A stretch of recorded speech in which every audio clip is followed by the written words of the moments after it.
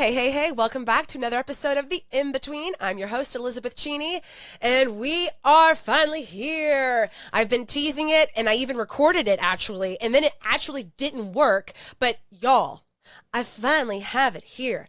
Alex Armijo, she is a fantastic friend. She goes by she, they pronouns, but she's also a thought leader in the DEI space, and she's a disability, LGBTQIA plus, and human rights advocate, and just, I don't know, overall a badass human being. But she's joining me today on The In-Between because we have a very special topic today. April is Autism Acceptance Month. Big fan. Love my autistic community. Love it so much. But autistic people are considered neurodiverse. And then I started thinking about neurodiversity. And then I realized ADHD is part of neurodiversity. And I was like, whoa, what? I'm missing out on some great content for April. And then Alex here, she is also neurodiverse. And then I said, hey, friend, I'm about to leverage your skill set and your expertise. And we're going to have an episode on a podcast. I love it. And then we recorded this epic episode, and then we had technical issues thanks to your girl. So I am smarter now. I am better. And Alex is a saint for coming back and re-recording. But Alex, welcome to The In-Between. Thanks so much, Elizabeth. I'm really happy to be here again. No, I'm so glad. I'm so glad to be doing this. Talking about neurodiversity is one of my favorite things to do, so I could do it all day. I'm trying to think, like, how did you and I even get off on the topic of both being neurodiverse? I don't know. We met and we're like, I can't stop talking about it. So maybe that's what it is. You're like, I'm bringing awareness to everything, and I'm like, oh, okay. Well, because I think we're talking about ADHD, and I was like, I've learned so much about my ADHD in the past, I don't even know, year and a half, thanks to TikTok of all places. And then I'm like, what have my providers been doing to me all these years? Like, and then we just started talking about it from there. So very happy to have you back. Thank you so much for fitting this in your schedule. I appreciate it. Also, for everyone listening, Alex is like a superhuman. Like, she is an ally, like capital A ally, but she's also an amazing artist. And whenever we get finished recording, she's going to put her social media stuff out there for you guys. But definitely go check her out because she's amazing. But anyways, Alex, neurodiversity. So you like talking about neurodiversity. Well, I'm going to give you my definition of neurodiversity thanks to the internet, and then we're going to let you give yours because I'm sure yours is going to be better. So according to the internet, neurodiversity is actually not a medical term. I did not realize that. It's a catch-all term for people who, what's my definition? For people whose brains differences affects how the brain works. So it could be medical disorders, it could be learning disabilities, it could be other conditions, but the term neurodiversity is not medical. And I was like, oh, interesting.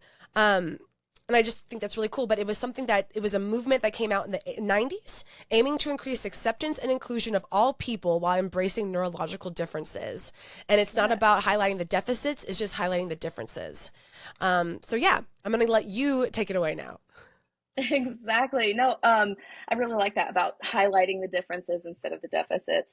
When I think about neurodiversity, I think about it's really anybody with a brain which functions differently than what we consider dominant in society, right? And that can even vary from society to society, but we only have so much time today. Part 2 and 3. Part 2 and 3. So yeah, it's just really, if your brain functions differently than what is considered dominant, then you're under this umbrella. So what does that include? That includes not only ADHD and autism, or autism spectrum disorder is the full name of it. We've also got DID, we've got PTSD, bipolar, schizophrenia, Down syndrome. If you've got chronic depression or anxiety, you can fall under that category. And it's really just a way of identifying, saying, that my brain functions differently than what's accepted as dominant in society. And so I think that one thing that sort of occurs with most everybody that falls underneath the neurodivergent umbrella is that we're all needing some sort of accommodation or accessibility in order to perform, in order to get access to the same things as our neurotypical peers. So it's just really about functioning just a little bit differently, but we can accomplish so many things if we just have the right supports. and information. And information, yes. Let's quickly, well, actually, I'm going to hold myself because I'm getting ahead of myself already, Liz. I went over run of show with you before we started recording, and I'm already going off. Before we go further, there's one other term that I want to talk about, and it's the term unmasking. For everyone listening, we're probably going to use that several times today. So, Alex, could you talk about what masking is? Yeah, so masking can happen for many different folks in underneath the neurodivergent umbrella, and sometimes it's even not even outside of the neurodivergent umbrella, trying to mask for one reason or another, right? It's hiding our stims, it's mirroring other people's actions and the way that they talk, and doing things so that way you fit in, right? It's hiding those things that are not socially acceptable, so that way we fit in, so we face less criticism, we feel accepted. I was just listening to a video from Brene Brown, and she was talking about fitting in is the opposite of belonging. And I really thought about that in terms of, masking, right? We're doing all of this masking to fit in, right? And it's really doing us, in the end, a lot of disservice. Not saying that we can't keep ourselves safe by masking sometimes, but fitting in is changing yourself for acceptance. It's masking your identity. It's masking what is authentic to you. And belonging, that's when we're accepted exactly as we are, right? Wow. That's inclusion right there. That's powerful. And so, it's really, for me, the thing that I'm most passionate about is the spaces of inclusion where folks are not only invited to the table, not sort of as that token person, but we want to learn from you because you have a different perspective on life. We want you to be here exactly how you are because you are you. So I think that's really kind of, I know it kind of went off into no, not at all. But thinking about masking in that sense of like everybody does masking. A lot of neurodivergent people mask without knowing it. I was going to say, they probably don't even realize it. They don't even realize it. And then when you start to realize, it's like, oh my gosh, the light bulb's going off. It pulls the rug right out from underneath you when you realize the way that you've been functioning your entire life is not authentic. Wow. And I mean, at least that's the experience that I've had, is that, I've just spent so much of my time trying to fit in, and so much of my energy, right? My mental energy, trying to fit in, trying to make sure I don't say the weird thing, trying to make sure I'm not info dumping on my special interest for too long, trying to make sure that my stims are not being perceived as strange, so maybe I'm choosing to do different stims that are more socially acceptable, like what's a shaking stim? my leg. Ooh, like is that like a tick kind of? Sort of. Okay. A stim is something that you're either doing, like for ADHD, a stim is when you're sensory seeking, and you're looking for additional stimulation, right? And then on the autism spectrum disorder, stimming is a way to self-soothe because you're overstimulated. For me, I have the best of both worlds.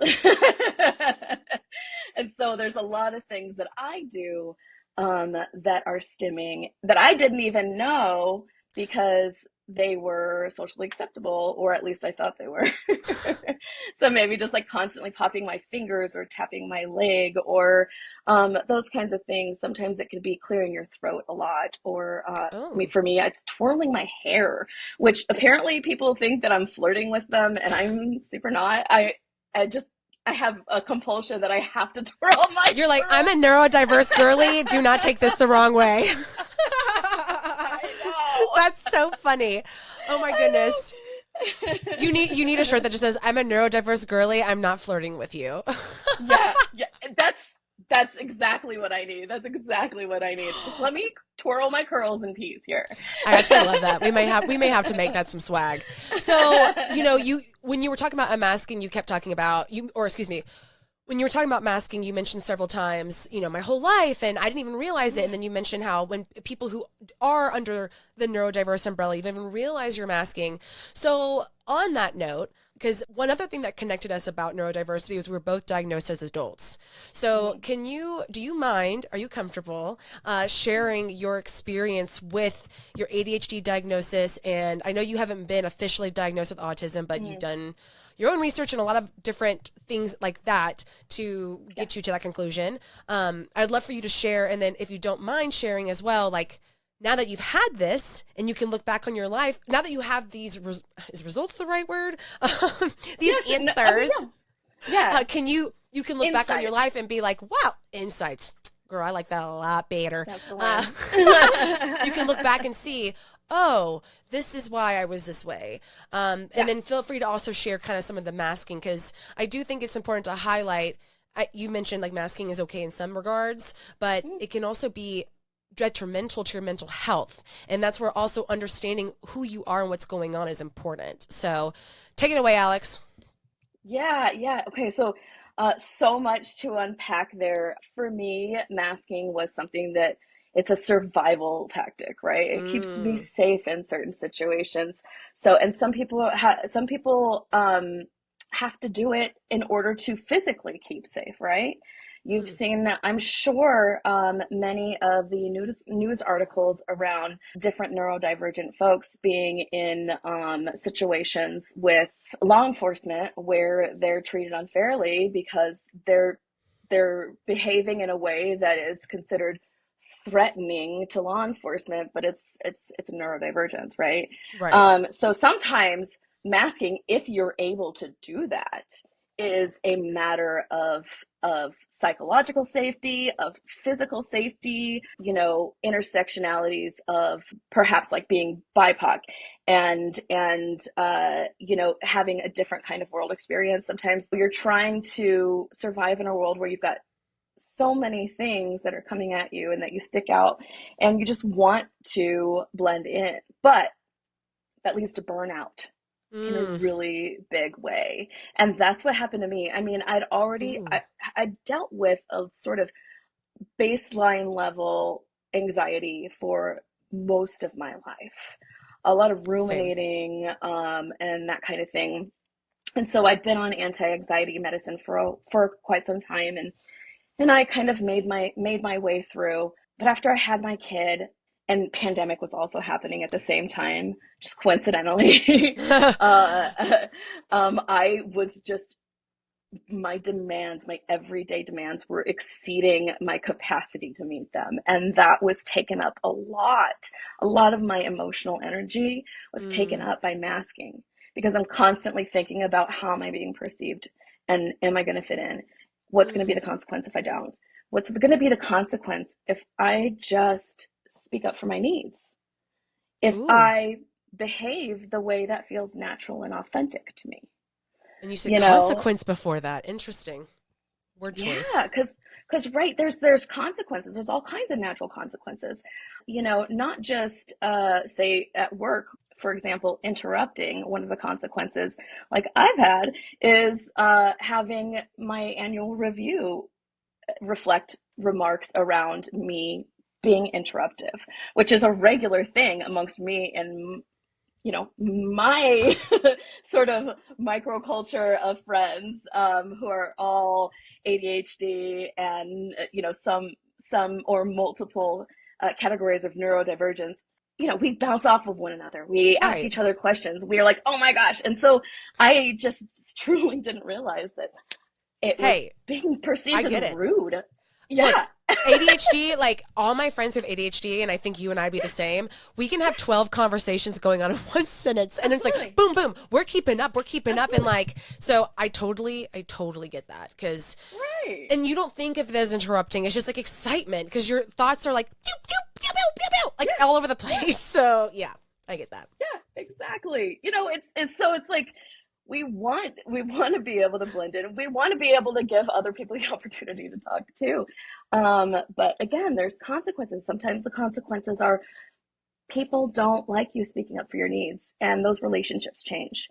And that's been a really, really, really hard one for me to, come to terms with.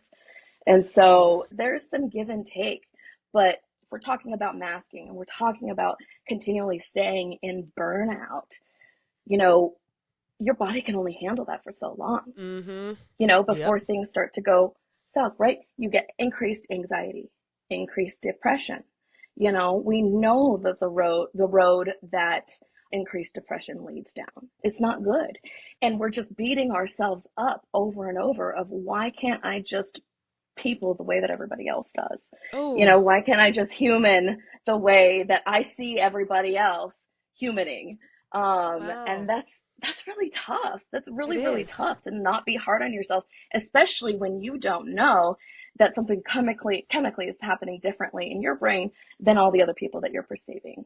Such a Also, heavy we don't weight know to what bear. everybody's going through too, right? Like Right. there's so many of us are out there masking, we don't. And of course, it's not as an intention to sort of deceive anybody by any means. We're not going out there going, I'm going to make you think that I'm somebody different. It's a survival Right. tactic, Yep. you know, Yep. in It's, social yeah. situations, emotional situations, all kinds of situations. But you lose yourself, you Yeah. know? So for me, when I lost myself and I felt like my demands were really exceeding um, my capacity to deal with those, being a new mom, being in the middle of a pandemic, changing Mm. jobs, um, That's a lot. my yeah, it was a lot, and I got depressed and I got more anxious. And then I started seeing on TikTok, which I just TikTok. figured out how to learn how to get on TikTok during pandemic because so did everybody else. Yeah, so same here. um, so then I get on TikTok, and all of these other people are having this same scenario, not just because they've become parents, but because we've all been put in this sort of worldwide traumatic event that now Hmm. requires more energy than we have the capacity to give. Right. And so what happens is this sort of dopamine slot machine that is TikTok. it Dopamine slot it machine. attracts. If they need a rebrand, they should No, go for that. that's what I'm saying. That's what I'm saying. Okay, so you've got the dopamine slot machine that is TikTok, right? And then you've got all of these dopamine deficient folks who are like, I am struggling. We're all of a sudden sharing our same experiences, and everybody else is going, holy cow. Other people think this? Other people have a hard time humaning? And then we've just Oh, realized that yes. everybody's been masking this whole time. And I would probably also like to add to that, and I'm sure you'd agree, Mm-hmm. because of what most of us were having to experience during the pandemic of being isolated, being stuck in your home. Maybe you had some pods, but like maybe it's you and your partner, you and your family, whatever. Mm-hmm. You had a lot of time and energy to think and introspect about what is going on with you. Like maybe you couldn't Yes. ignore things as much as you would have before because the normal hustle and bustle of life wasn't normal. Like things were different. So you were kind of like, for lack of better words, forced to look in the mirror in a way. And you could easily be like, Yeah. ah, I ain't gonna fit you. I ain't gonna do that. I ain't gonna do that. Or I'm you could just be gonna like, cover my eyes. oh no, things are not good over here with Liz. Oh gosh, things are not good with Alex. What's going on here? And then you're like Yeah. on the dopamine slot machine, you're like, huh, could this be it? Yeah, exactly. So then you've got the algorithm that's tying everybody together, and all of a sudden everybody not realizes because they're thinking that they have the same thing that everybody else does because they're faking it, which is some weird trope that a lot of people put out there. But instead, it's like we found each other because for the first time we're hearing about ADHD, autism, other diagnoses. We're hearing about the symptoms from the perspective of the people who are experiencing them and not the Yes. observer and Yes. not the Yes. observer, right? Because Yes. that's how all the That's diagnostic criteria is written, is from the observer's perspective. Has yep. nothing to do with how we feel, which, by the way, is why we so often are not getting the right diagnosis because we're not describing it the way that they would because our brains don't work the same way. And we don't know. We do not know what we Right, don't know. Like that's my favorite right. phrase when I'm like, oh, I don't know what I don't know. Hello. Exactly, Yeah. exactly. So, and I feel like the algorithm we should like start investing in some sort of like diagnostic algorithm, but I'd be scared to put all my information in there though. True. True. It's gonna Not get that used against you TikTok doesn't somehow. already have like a very intimate understanding of my psyche by Uh, now. TikTok's algorithm is scary sometimes. And I'm just like, I don't know how you got there. I'm a little freaked out to think about it, but I'm just gonna let it roll because I've learned so much from you. But no, I feel that, and I just want to real quick call out. I love the way you explained about the first person experiences with it because like that is almost verbatim how I felt when I found the first few like ADHD videos where I was like, Hmm. oh wait, that's an ADHD thing. And I remember, and this might sound a little dramatic, but I don't. This is for real. I remember the feeling I had because for all those listening, y'all know I had my mental health issues during the pandemic, but it was feeling seen, feeling Mm, validated, feeling, oh my God, like I have judged myself on this for so long. I have yeah, called myself every name under the sun. I have tried so hard to make myself get over this or work through this. And it's like, come on, Liz, are you just an idiot? And it's like, no, you're just human. right, And there's right, nothing wrong with that. So, right. yeah, like I know social media can be a dark, scary place. I'm not ignoring that, but there can be beauty because there's community there. And that's where you find your people. Mm, absolutely. There is community there. So, is And that what just happened with finding you? out. Like Well, finding like that's about you? exactly. Yeah, Yeah. I just found a lot of things that I was like, oh my gosh, this is me. This is me. Wait a minute. Do I have ADHD? And then I start taking all the quizzes and they're all like, yeah, girl, you need some medication. And I, and I've tried it with, and I've tried it without, and I'm finally at the point where I feel like I'm taking some medication that's really, really helping. But even getting medication is a nightmare for somebody like me, Mm-hmm. or you with ADHD. I mean, we're treated like we're druggies. We can't get our medications more than once. The other day, I heard somebody was getting pulled over, and they were trying to arrest them for having their stimulants with them and being on stimulants while they were driving. I was like, would you rather them be less focused? What does that even mean? I don't think it actually went through. I think that it was like thrown out, That's obviously, but insane. there's so much misconception around stimulants So and what many. they're for and what we're just trying to function on the same level as our neurotypical peers. I'm glad you mentioned that. We won't go too hard onto this, but I just want to say it is easier for me to get a like anxiety Xanax type prescription Mm-hmm, or even like pain pills than it is for mm-hmm. me to get my Adderall. I have to Yeah, like sell a lung just to get them to agree, okay, I guess we'll prescribe your Adderall. We will fill your Adderall today. And it's like, thank you. yeah, You got to give them like your yeah. ID, your firstborn, DNA sample, and then they finally let you have it. I mean, I'm being very They gotta be dramatic with like, that, they but gotta make you sign a thing saying they're getting a stimulant. This woman's brain doesn't work. They're announcing it to the whole store. your pinky I'm hurts? like, Here's some okay, hydrocodone. Oh, you want four yeah, refills? There you no go. problem, no Yeah, controlled problem. I substance, know. my butt. So, Yeah, question. yeah. When did you get diagnosed with the ADHD? Was it during all of this and it like during the TikTok era of the pandemic and Mm, it made you reach out to a yeah, provider? yeah. It was let's see, See that real quick, that's beautiful. So through social 2021. media and community, you felt Mm-hmm. seen and that Yeah, prompted you to say, "Hey, you know what? Maybe there's something more to me." And I'm yeah. going to go explore that. None of my physicians or anything like that said anything, and I wasn't in therapy yet. I just was going around beating myself up, going, I'm bad at humaning, and everybody else is good at it. Oh, And sorry. I just love that. I just realized I was like, that's a good call out because yeah.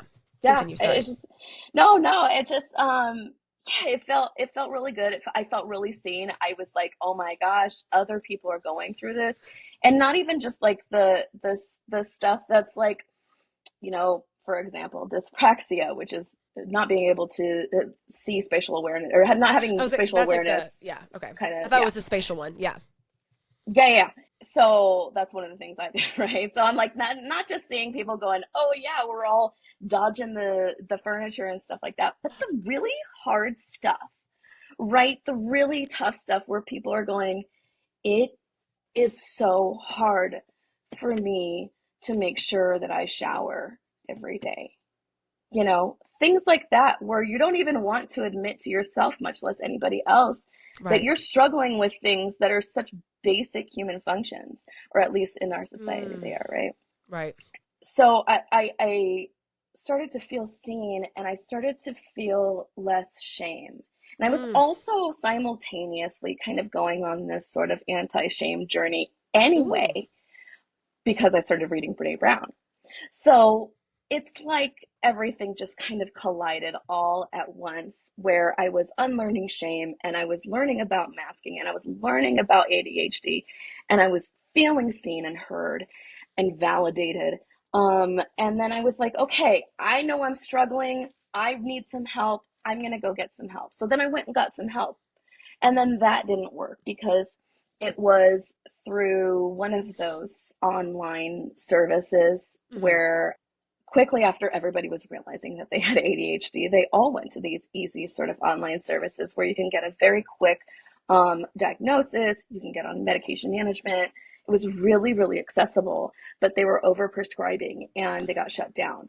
And so the rules changed on who could actually, look, I'm stimming right now. The rules I thought you were flirting with me. My bad. So the rules changed on who could prescribe and who could be prescribed and when you could do it and then what's, what do you have to see them in person and that kind of thing. So it became, again, another barrier to treatment. And so then I stopped getting ADHD medication, or at least stopped getting stimulants. I continued down the path of my anti-anxieties. And I was going through a really rough time in my life as well. And so, cut to once I made some life decisions that were sort of me living my most authentic life, I was able to then go to like a meds prescriber, a psych meds prescriber, and see them regularly and sort of titrate every med that I needed. So we started out on the antidepressants because that was like the most pressing or burning issue, even though I felt like my ADHD was the most burning issue. When I filled out that sort of, I can't remember, it's like GAD-7 or something, that there's like a standard depression form, a standard anxiety form that you fill out. Okay. And it was just like really, like it was scores that was really pointing to, you're severely depressed and you need to treat that first. Like that's the number one thing that we've got to treat, because we're not going to be able to treat any of these other things unless we get that under control. Interesting. So then I started doing that. And then I added on Strattera, which was a non-stimulant for ADHD, and continued to increase my dosage. And so it's still like I'd increased it. I was on a really good balance for my anxiety and my depression, but I was still really really, really having a hard time with focusing. And my hormones changed a lot after my kid was born, and that made a really big difference in the presentation of my ADHD symptoms. It's like it went from like I'm functioning just by like the flying by the seat of my pants to I can't function anymore. You know what I mean? And that's what I mean by my demands exceeded my capacity, because I now had a lower capacity and higher demands. So it made a really big difference. And so I was really struggling. I was struggling with focus. I was struggling with my memory. And I really, really wanted to sort of have that same brain that I used to be able to do. You know what I mean? Like when I was high masking and when I was well supported and, all of the stars were aligning and I was eating well. And because those, all of these things that go into your body are things that make a difference in how your brain function, right? So exercise is, they tell you what's good for ADHD. Exercise, the right diet, which of course we know is difficult as a person with ADHD. Thank you. Being forgetful, having everything's a task. Sort of ADHD paralysis, everything's a task, demand avoidance. I mean, we've got so many barriers to keeping our bodies and our brains healthy, including the access to therapy and medication. Yes. Yes. So it can get really, really tough out there. So eventually, even just probably the last few weeks, I've started on new meds that have helped significantly, and I've never felt more productive. That's so good. So, yeah, I'm feeling really good. When did you start to venture down the path of, could I be autistic? Because I was listening to other podcasts earlier this week, and I think I've mentioned this to you before. If not, hello, I'm telling you this for the first time. There was definitely a period of time where I thought maybe even I was autistic, because like I feel like ADHD and autism do have some overlapping I don't say qualities, that's the wrong word. Conditions is probably like the better term. And so I'm curious, when did that curiosity come? Like, when did you start thinking, maybe I'm also autistic in I addition to think it was ADHD? really, yeah, I think it was first, the thought had always been there, right? But ADHD was easier to focus on. I could more Hmm. easily name my symptoms and Yeah. how they were impacting my life. Um, and it was sort of after I'd really accepted my diagnosis as being ADHD that did I realize and kind of give myself the permission to continue to learn about myself. And Mm, through that learning and I love that. through the same dang process of finding people that you identify with, I TikTok. went, Deet, deet, deet. okay, TikTok, yeah. I went, okay, this is too much to ignore now. I should I should really look deeper into this.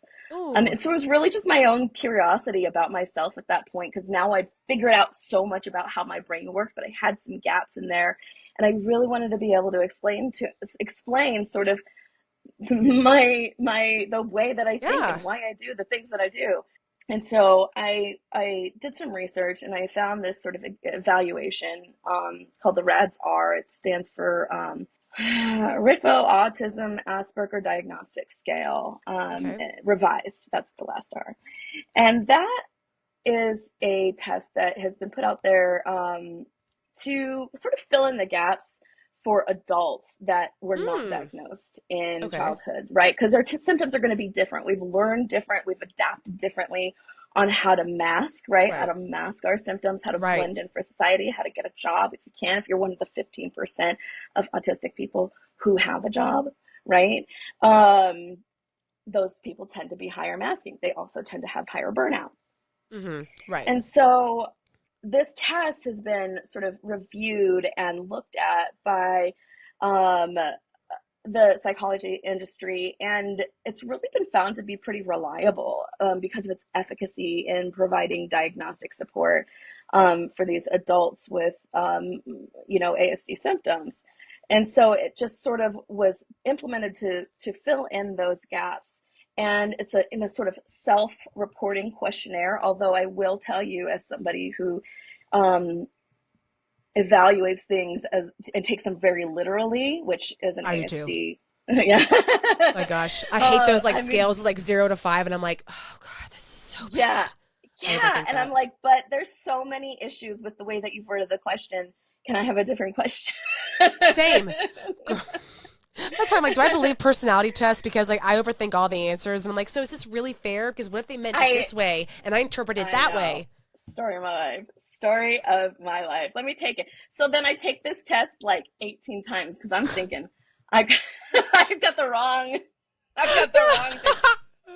Like That's, so like when that the hits. That scale, checks out. autism is a spectrum. I would like to remind you, autism is a spectrum. However, the RADS-R test has a scale of 0 to 277, Oh, where cool. 65 is sort of that marker, that indicator that autism may be prevalent. Okay. So that's 6065 is like, we're going to say that's pretty comfortably allistic, meaning it's somebody who's not autistic. Okay. Like my latest score was a 155, and I always scored kind of around there. All right. So So she's still taking the test, y'all. She's still trying to confirm. I I just got to check to make sure I didn't misinterpret. Just Here's the just need to caveat. make sure one more time because I'm Yeah. beating myself up. I just need to make sure. I just Yeah. need to make sure, because then I get the imposter syndrome about it. Am I just making this up? Why would I make it up? I don't But know. that's a very But fair. But that's a very fair statement to say. right. It is. Yeah, it's like sometimes you feel like, especially because everybody else around you, there's so much talk about how people are just faking autism or they're You faking feel like you're not ADHD allowed to do it. You feel like you're not for allowed to be. yeah, I feel not allowed to, especially being Yeah. somebody who I feel has that. relatively low support needs compared to some of my autistic peers. So, I will caution though, with this RADS-R test, it's supposed to be taken with the under the direction of a professional, right? Okay. A mental health care professional. And so you really, that is kind of when you talk about accessibility, right? That's not always accessible to everybody who might think that they have excuse me, my words are getting ahead of me, that they might have autism. And so this test was easily accessible to me at a time where therapy, medication, and diagnostic, like a diagnostic evaluation was not easily accessible. So that can cost thousands of dollars, and it takes privilege to get there, right? So not everybody has the access to those kinds of resources to even get diagnosed. For me, I think that at this point, I'm not really seeking any kind of accommodations specific to struggles that I have from ASD alone. And so I don't feel the pressure to go out and get diagnosed, but some people really just want that validation, right? Because we're so in our heads about, am I just faking this? Am I just making this up? Am I just being a baby? Am I just not humaning as well as everybody else? Am I not good enough? That was something that kept reoccurring in my head was, am I just not good enough? Am I not smart enough? Am I just lazy? Like, what is my problem? Like, oh, I'm just a procrastinator. I'm just lazy. I am lazy. It's my own fault. And it's like, why are you putting so much pressure on yourself? You're not lazy. You're doing 20,000 things. But somehow you're convincing. It's unhealthy. It's so hard not to beat yourself up. Although I heard this thing on the radio, I've heard it before, but it's just kind of on the note of beating yourself up, right? We all have a tendency to beat ourselves up. We're our own worst critics, right? Absolutely. And when we're telling ourselves those mean things and we're really stressed out about something, this kind of somatic tip is to put your hand on your head and your heart. Take a couple deep breaths and ask yourself, how can I be a friend to me in this moment? That feels comforting. It does. It's like giving yourself a hug, right? Yeah. How can I be a friend to me instead of and interrupting that mean, nasty voice, right? That is constantly telling us lies. Really, they're lies. Full of baloney. Don't listen to your anxiety. I can confirm, because once I learned it was ADHD, I was like, oh, it's not Liz, it's ADHD. Exactly. Yeah. And think about the power that has. So when you get diagnosed, and this is exactly what I was talking about, some people go and get diagnosed because of the validation that it brings, because now you're not blaming yourself. And sometimes it takes more than just a self-hug and a deep breath and a mental, state change to get yourself out of that headspace of, it's just my fault. Because when you're just blaming yourself, you're not able to really push yourself forward. Right? And so it's not at all. It's just kind of counterintuitive. It doesn't do anything to help. It harms your confidence. It makes it harder for you to do the thing that you're trying to do in the first place. Yep. So it's really just not helpful. And so I've learned to try and be more of a friend to myself and act like I would expect anybody else to treat me. Absolutely. Right. One thing that I saw multiple times when I was reading about neurodiversity, like prepping for this episode, and it's also things that I think anyway, in general, I just lost my train of thought. Let me find it back again. Good old ADHD. I know. Oh my gosh. Give me 1 second.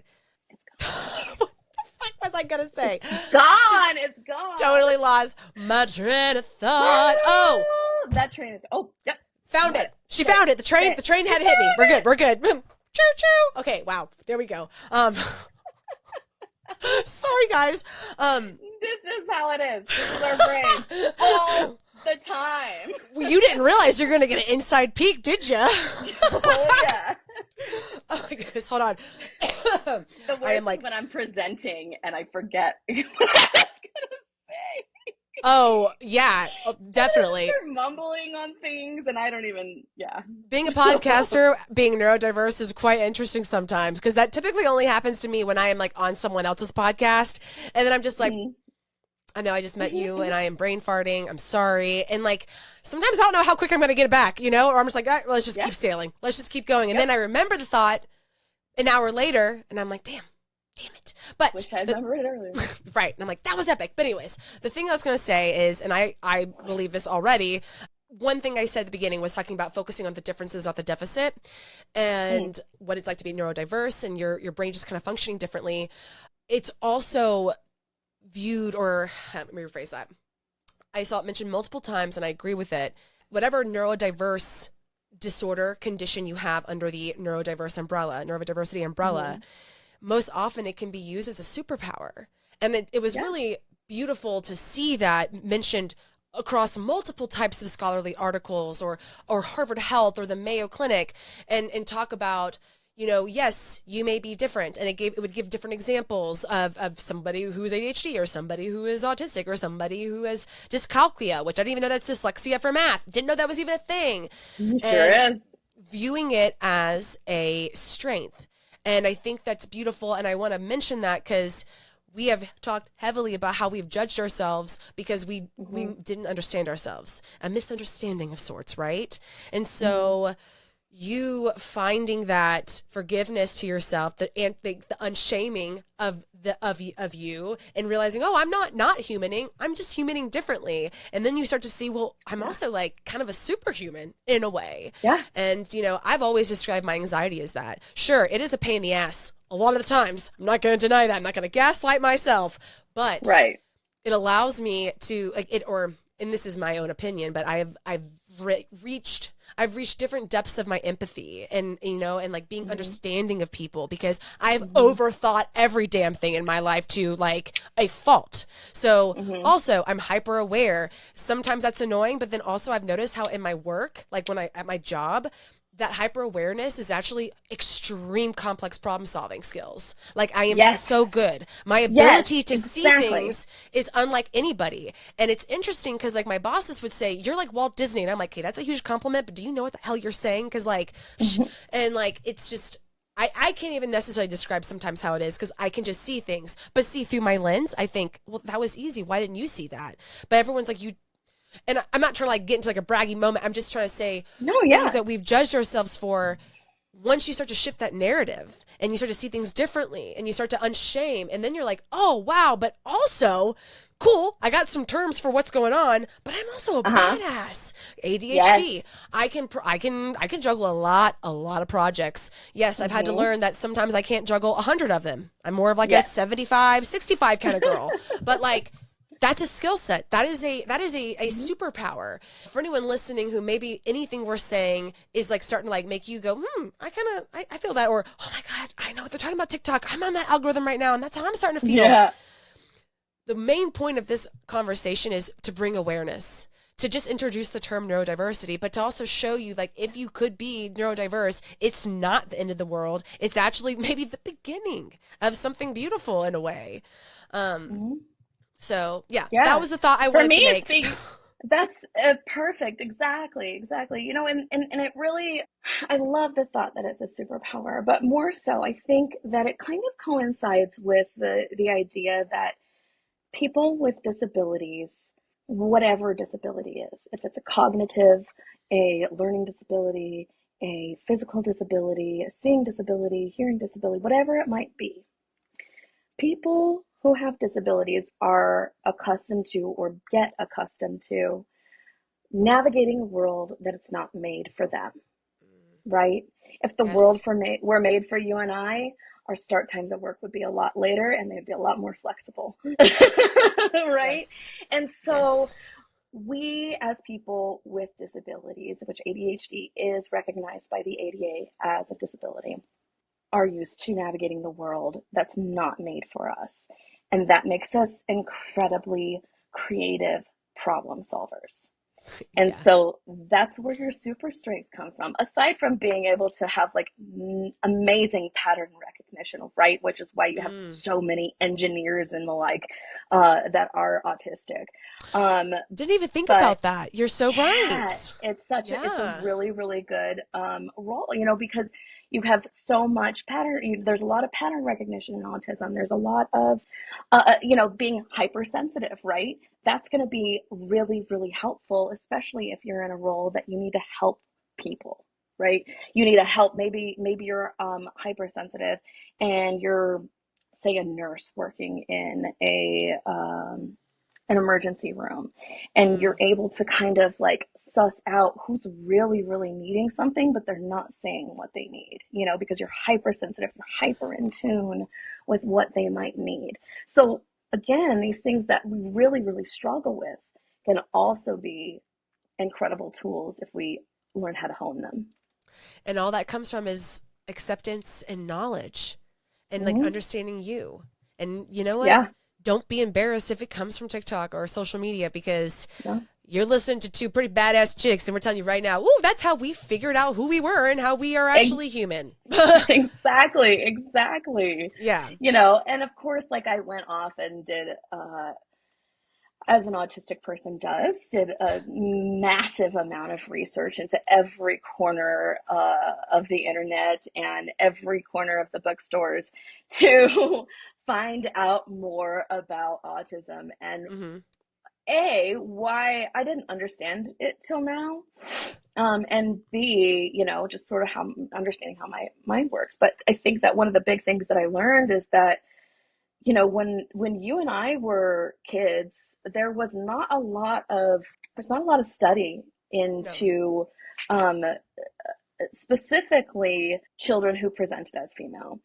And there it was mostly boys that they studied. It was mostly white boys that they studied. So BIPOC people were left out of the mix, and women and non-binary and other folk were left out of the mix, because they were only studying the traits of a certain subset. Now, when Right. you're in a group or multiple, and you have multiple identities that are not dominant in society, then you aren't going to have the same we're not going to have the same research out there, right? Because Right. we have biases as a society on what we study, right? The same Right. reason we have biases everywhere else. And so it wasn't until recently that they opened up that diagnostic criteria to include symptoms of people that were maybe more high masking, which includes a lot of women, because of the way that we're expected to mask in society in general, right? Yep. Yep. we're Yep. we are far less expected to run around like crazy, because we've got all that hyperactivity going. So guess what happens? It turns out it happens in our head. The hyperactivity happens in our head with the rumination and the constant thoughts and the tornado that happens inside my brain. It's the one thing I don't like about being Yeah. ADHD. Yeah, it's hard to catch a thought sometimes, right? Well, it's hard to keep it. It's hard to keep it too. God, yes, Alex. God, yes. Oh, I there's my feel it memoir. so much. Trying to I feel catching it so feelings, much. more like trying to catch my thoughts. Thank you. I'm just trying to catch my thought here. Because if you think Uh, about it, I'm constantly interrupting everybody else. Imagine how much I'm interrupting myself in my head. I can't even finish a thought sometimes because I can't stop interrupting myself. because I have this like I've developed. I don't even freaking know, but this thing Yeah. with my thoughts is like, what? I'm gonna forget it. I'm gonna forget it. I gotta like for the longest time I Yes. Yes. resisted journaling and writing because I'm like, I cannot write as fast as I can process information. Like I cannot Uh-huh. write as Mm-hmm. fast as I get my thoughts out. I'm not gonna be able to do this. I need to type. I need to type so I can type it all out. And Yep. how do you, that just came out like it like I've Yeah. learned. Wow, when I start to write it out, it forces me to slow To down. slow down. And what I didn't realize is that my thoughts will kind of, ooh, they're not going to completely slow down. No, it is still Speed Racer in there, but Yeah. it is not, 0 to 700 like light years. You know what I mean? Mm-hmm. And I was like, oh, wow, I'm getting out my full thoughts and I'm expressing myself the way that I want to. So it's total side note, ADHD, just thought of another point. It's interesting also, like, the weird habits that you develop with your diagnosis or your condition and you don't even realize it, because that was Mm-hmm. something that, and I still struggle with that, like where I will maybe intimidate is the right word myself with I can't do it because there's just too much going on, and I've been really trying to work on grounding, and like when I have that intrusive thought, it's like whoa, no, I'm good. Let's just control the situation, because that will spiral me. Yeah. But yeah, Those it's self-limiting thoughts, right? Like, mhm, it's too much, I can't do it. Well, not if I tell myself I right. And just reworking that, yeah. A lot of unshaming still, and a lot of just hmm self-love and Yeah. nurturing just nurturing yourself. Yeah. And You're it's a not less hard thing than. to do. Yeah. No. It's so hard to do, to nurture yourself and give So hard. yourself that same love that you give everybody else. And it's definitely something that I have to continually practice. Oh, 1,000, And 1,000%.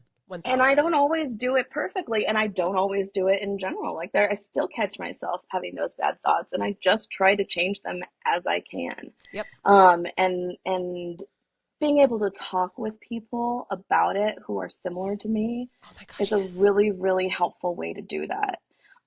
Because again, you feel seen, you feel heard, you feel Yes. validated, and Yes. suddenly the shame, which hides in the silence, starts Mm, to subside. that was beautiful. That was beautiful. I think I Seriously. saw it on a meme somewhere.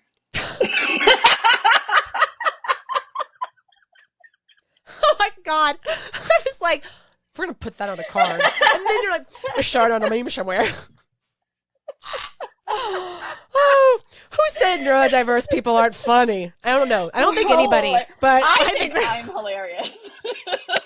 oh my goodness, this is hilarious. Well, what? Can't get my words out. Yeah. Know the Oh my feeling. I goodness. know the feeling. Stuck right there. Two things, or there's two more things that I kind of wanted to touch on before we end today's episode. But one is, and you've mentioned this several times, and I think we've kind of talked about it a little bit, but accommodations. hmm Accommodate. And accommodate yourself, or accommodating yourself does not mean that you are less than, that you should be made fun of, like you should be embarrassed, you should be ashamed. Absolutely not.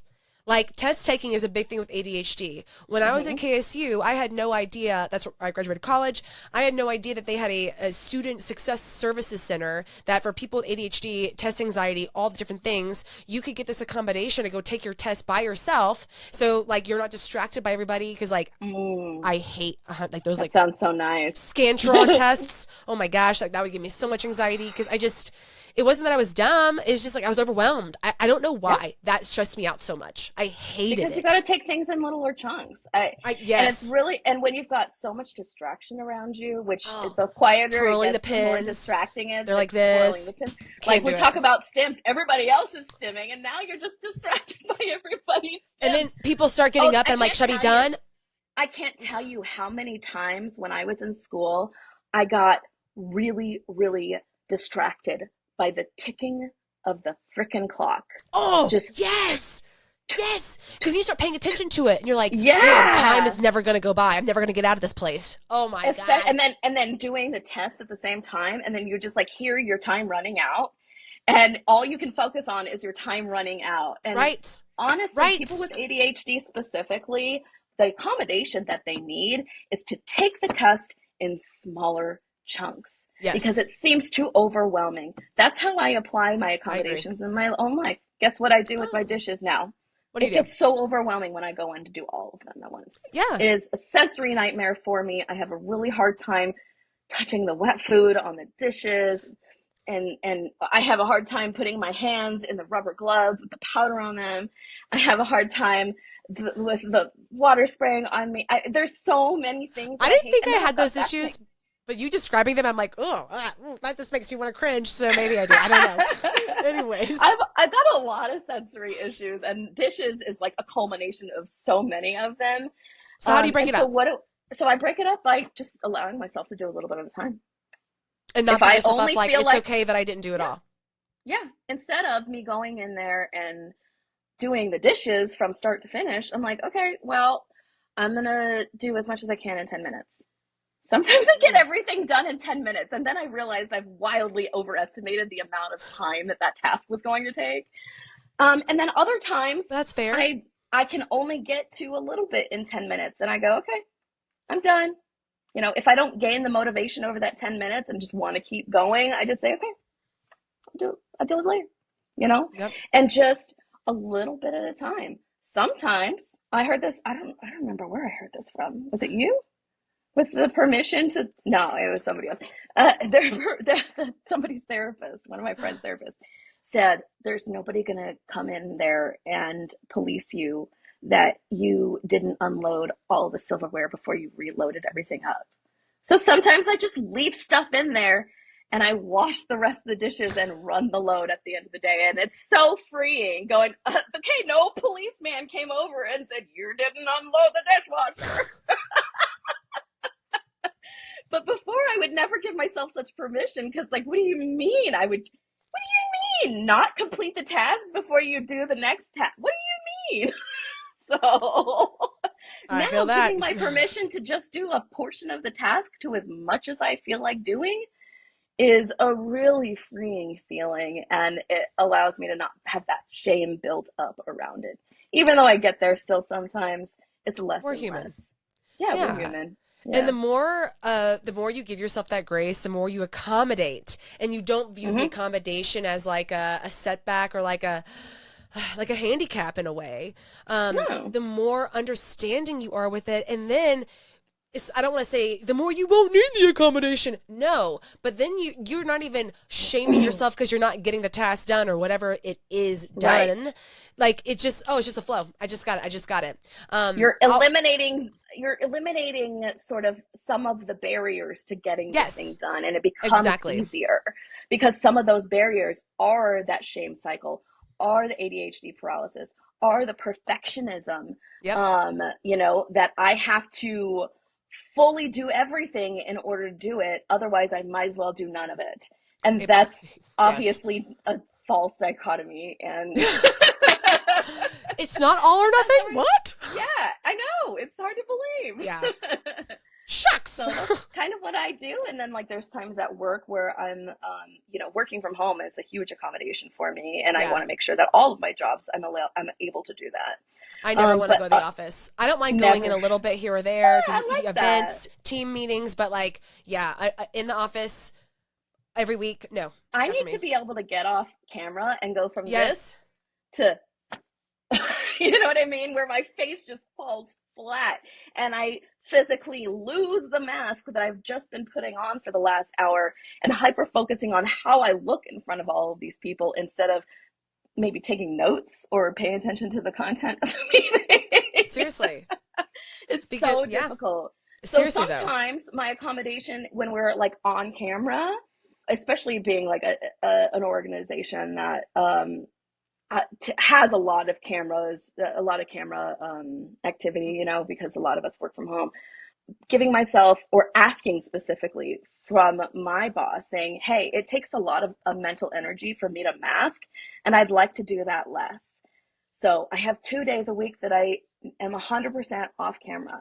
That's expected of me. So I don't care what meeting I'm joining, I don't care what it is, I'm going to go off camera because that protects my capacity to do my job and to function and not burn myself out. And so it's a little accommodation that goes a Yes. really long way for me. Other Yes. accommodations that go a long way for me, ordering my groceries and having them delivered, which I realize I have privilege in, right? Because that costs more money. Right. But that's an accommodation I'm willing to give myself because again, with the sensory experience of going to the grocery store and all of the smells and all of the people and all of the sounds and you keep forgetting everything and you're getting nervous, you're getting anxious, then your stomach hurts, and then you're trying to find the bathroom, and then there's the smells of the bathrooms. And Hard stop. I I hate hate the public grocery restrooms. store. Well, I hate public restrooms restrooms, and but I there's hate the that. grocery store.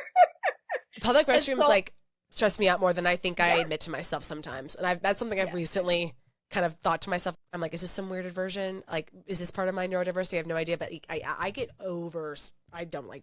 I don't do it. It's really overstimulating. The grocery stores are so overstimulating. So I get my groceries delivered, and I realize that comes with a lot of things like having to deal with substitutions that come through or not being able to look for the Mm, right substitution and stuff. But for me, the benefit of not having to go in and really drain myself because a trip to the grocery store is going to take me out for the day. I have no mental energy for anything else.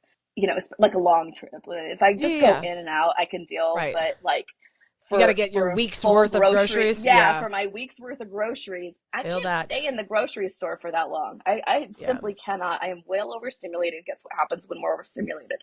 We go into fight or flight. Our body thinks that a lion is chasing us, Yeah. and our stomachs start to hurt, and our heads start to hurt, and we start to sweat, and we're not Yep. making good decisions, and we're forgetting things. And so there's like so many things that happen when we're overstimulated that we have to be able to really pick and choose where we're going to spend that mental energy.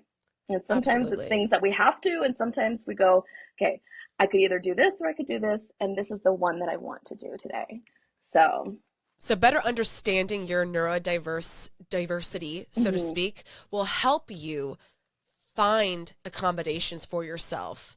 It's not Yeah. necessarily like, oh, you need to go to, blah, blah, blah store and get that thing on aisle 3, and that's the accommodation you need. Maybe you do need that thing on aisle 3, or maybe you Hmm. just need to put your hand on your chest and your heart and take a deep, deep breath. Like, there's so many different types of accommodations.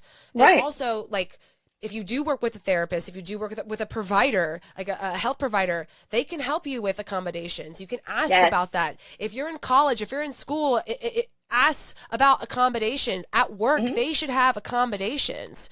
Um, Absolutely, I think you absolutely. And mentioned, most accommodations don't cost a lot. You know, right. even some of the most heavy lifting accommodations are really easy to come by. Like, for example, for a number of reasons, somebody might need closed captioning, whether they're hard of hearing, they're deaf, or they have a sensor, or they have an auditory processing disorder. Um, I can't hear if I Closed can't read. captions. I can't hear if I can't read. It's a big comorbidity with ADHD. Yep. And so I got to read things because sometimes I just glitch while I'm waiting for like I Right. heard the words. It's not that I didn't hear them, they're I, still computing. So I oftentimes I'll do can't go things to without delay closed my captions. response. I can't. So I turn on the closed captions on my Teams. I turn on the closed captions on our Zoom meetings and all those kinds of things. There's a lot of tools that are readily available. There is closed captioning on FaceTime. Did you know that? I'm looking at my dashboard right now. I'm like, where's the closed captioning on here? And then I'm like, are Live, me and you have Alex, to go are into we your done? accessibility tools. No, you have to go into your accessibility tools for an iPhone or an iPad, and there are settings that you can do to where you can have live captioning on your FaceTime calls. How That's cool is that? wild. So I have Wow. that Did on not know too. that. So see, Yeah, there's there's a accommodations ton of them. everywhere. There's so many accommodations, particularly in technology that you already have accessible at your fingertips. You just need to learn how to use it. And you know what? The statement I'm going to say to end on that note is knowledge is clearly the biggest accommodation because you don't know what Yeah, you don't know. exactly, exactly. And and on that note, we talk a lot about all of the self research that we have to do and everything, but they're really it is incredibly, incredibly helpful to get therapy, to get Mm-hmm. a meds prescriber to help you get the right combination of meds, and all of those Yes. require privilege and access, right? Mm-hmm. But if you have access to them, like for example, a lot of employers, so many more employers than you might think, have free therapy benefits Mm. through their employee assistance program, and so Oh, yeah. it's not like widely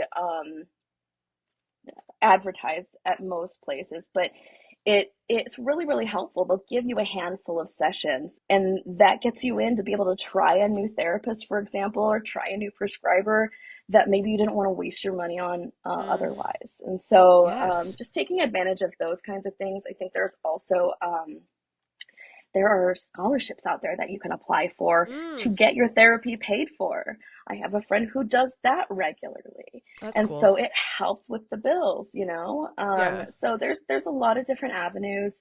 But definitely the first thing is just speaking up for yourself, accommodating yourself, and making Yeah. your voice heard, and allowing yourself as somebody who's neurodivergent to take up space in the world. Do it. You know, Do it. do it.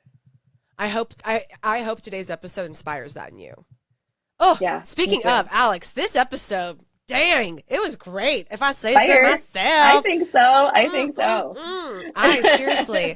Well, before we close today's episode, do you have any any last statements you'd like to say on neurodiversity, being neurodivergent, anybody listening who maybe is diagnosed or maybe is pending a diagnosis after this episode? I think my big takeaway would be just sort of radical self-acceptance, whether or Ooh, not love that. you know the thing or you don't know the thing about you, radically accepting that about yourself and going, okay, how can I support myself through this is going to get you through whatever, whether or not you have a diagnosis. I And love so that. just giving yourself some grace, being a friend to yourself instead of like my own worst enemies wouldn't talk to me the way that I talk to me sometimes. So, you Hey, know, it's true though. And we so don't just, deserve that. Like, we don't. yeah, nobody No, does. Just be no one. kinder to yourself. Give If yourself you that don't have grace and you, that who's going to acceptance. have you?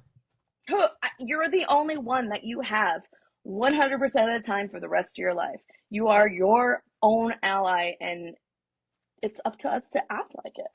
You know, it's up And I to can us to tell speak up you for our needs. the freedom that comes with knowledge, like Oh, it's it's good. powerful. I mean, Mm-hmm. not trying to be Yeah. so existential here with this, but it's true. Yeah, So, it really does. It really does. mm, It's so freeing to be able to be your authentic self, yeah, you know? that's definitely a core pillar here at the In Between, authenticity and loving That's yourself fully. right. So, all That's right. Well, right. Alex, where can everyone find you? Because, like, I know I teased. I know I said that you're also an artist, but you're Mm-hmm. also always sharing very, not just hilarious things, but informative things about being neurodiverse and things like that. So, would you like to share your handles where people can find you and keep up? Yeah, yeah. You can follow me at on Instagram at the.perpetual.hobbyist. The And that's ADHD because memoir. the my ADHD memoir. I'm dying. That's so funny. I know, and it's so true. I've had so many hobbies my whole life and just all of these special interests, but art in any form has always been there for me. So you know, I really enjoy it. I had a great show last month at the Tucson Erotic Art Show. Oh And yeah. yeah, and it went really, really well. And I am just so excited to be amongst my community, really. Mm. So if you want to follow me, it can be a wild ride. Sometimes I share really funny stuff. Sometimes I share very dark stuff, and a little bit of everything in between. Ah, there she goes. There she goes. So give me a follow. I will follow you back. Yeah, I'll be excited to hear from you. Well, thank you so much, Alex. I really, really appreciated it. I appreciated it. I don't, let me rephrase that. Thank you so much, Alex, for joining me today. I really appreciate it. I love the conversation. I love you and I love your perspective. And again, everybody, knowledge is freedom. Knowledge is power. Hmm. Knowledge is accommodation. Yeah, So go learn and absolutely. don't be afraid. Don't be afraid to look in the mirror, so to speak. Mm. So there's that. Well, on that note, what a way to close out April. Dang, April Autism Acceptance Month in the bag. Done. In the I bag. appreciate you so much, Alex. Well, I'll have to have you come back on the pod. I'll have to do like another episode. We'll do Sounds neurodiversity great. part Happy 2, to do this and all the you know time. we'll Yeah. go through more like traits, conditions, things like maybe like Yeah. other. Maybe we'll go over some knowledge to share with people. Hmm. So and maybe that'll prompt them even more. But until then, thank you, everyone listening. You can follow me at in.betweenpod or Elizabeth Cheney _ on Instagram, and then at the In Between Podcast on YouTube and TikTok. This episode will be on YouTube. So for anybody who doesn't really like to listen, they want to see more of a visual, your girl's got you covered. Oh my goodness. Well, on that note, thank you so much, Alex, and I'll see you again next time. Thanks, Bye. Elizabeth. Bye.